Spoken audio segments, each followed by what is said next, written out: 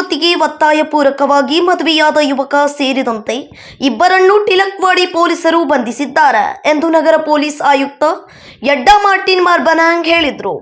ಶನಿವಾರ ಬೆಳಗಾವಿ ಸುವರ್ಣ ವಿಧಾನಸೌಧದಲ್ಲಿ ಸುದ್ದಿಗಾರರೊಂದಿಗೆ ಮಾತನಾಡಿದರು. ಮೊನ್ನೆ 17 ಡೇಟ್ನಲ್ಲಿ ಟಿಳಕವಾಡಿ ಸ್ಟೇಷನ್ನಲ್ಲಿ ಒಂದು ಕೇಸ್ ರಿಜಿಸ್ಟರ್ ಆಗಿದೆ ಅಂಡರ್ ದಿಸ್ ಪೋಸ್ಕೋ ಆ್ಯಕ್ಟ್.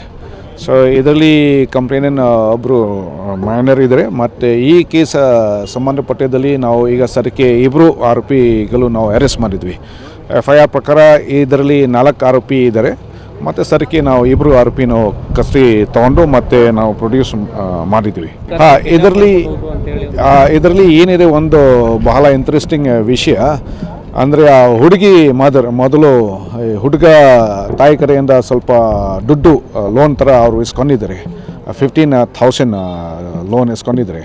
ಆಮೇಲೆ ಪೇಮೆಂಟ್ ಟೈಮ್ದಲ್ಲಿ ಅದು ಅಮೌಂಟ್ ಅದು ವಾಪಸ್ ಕೊಡಲಿಕ್ಕೆ ಅದು ಆಗ್ತಾಯಿಲ್ಲ. ಸೊ ಹಾಗಾಗಿ ಮತ್ತು ಇಬ್ಬರು ಒಂದು ತೀರ್ಮಾನ ತೊಗೊಂಡು ಆಯಿತು ಅದು ದುಡ್ಡು ಬೇಡ ಅಂತ ನಮ್ಮ ಹುಡುಗಗೆ ಮದುವೆ ಮಾಡಿಸೋಣ ಅಂತ. ಸೊ ಈ ಥರ ತೀರ್ಮಾನ ತೊಗೊಂಡು ಮತ್ತು ಹೋದ ವರ್ಷ ಸೆಪ್ಟೆಂಬರ್ ತಿಂಗಳಲ್ಲಿ ಮದುವೆ ಮಾಡಿಸಿದ್ದಾರೆ. ಆದರೆ ಇದರಲ್ಲಿ ಒಂದು ಪ್ರಾಬ್ಲಮ್ ಏನಿದೆ, the girl is a minor. So ಮೊನ್ನೆ ಇದು ಎಲ್ಲ ವಿಷಯ ಬಗ್ಗೆ ನಮ್ಮ ಗಮನಕ್ಕೆ ಬಂದಿದೆ ಮತ್ತು CBC ಕಡೆಯಿಂದ ಕೂಡ ಒಂದು ಕಂಪ್ಲೇಂಟ್ ಬಂದಿದೆ. ಸೊ ಇದು ಎಲ್ಲ ನಾವು ಕಾನೂನು ಪ್ರಕಾರ ಮತ್ತು ಈಗ ಕೇಸ್ ರಿಜಿಸ್ಟರ್ ಮಾಡಿದ್ವಿ ಮತ್ತು ಆಲ್ರೆಡಿ ಇಬ್ಬರು ಆರೋಪಿ ಅರೆಸ್ಟ್ ಆಗಿದೆ. ಅಪ್ರಾಪ್ತಿ ಯುವತಿಯ ತಾಯಿ ಆರೋಪಿ ಕಡೆಯಿಂದ 50,000 ರು ಸಾಲ ಪಡೆದಿದ್ರು. ಅದನ್ನು ಮರಳಿ ಕೊಡಲು ಆಗದಿದ್ದಕ್ಕೆ ಅಪ್ರಾಪ್ತಿಯನ್ನು ಮದುವೆಯಾಗಿದ್ದಾನೆ. ಈ ಕುರಿತು ಟಿಳಕವಾಡಿ ಪೊಲೀಸ್ ಠಾಣೆಯಲ್ಲಿ ಪ್ರಕರಣ ದಾಖಲಾಗಿದೆ.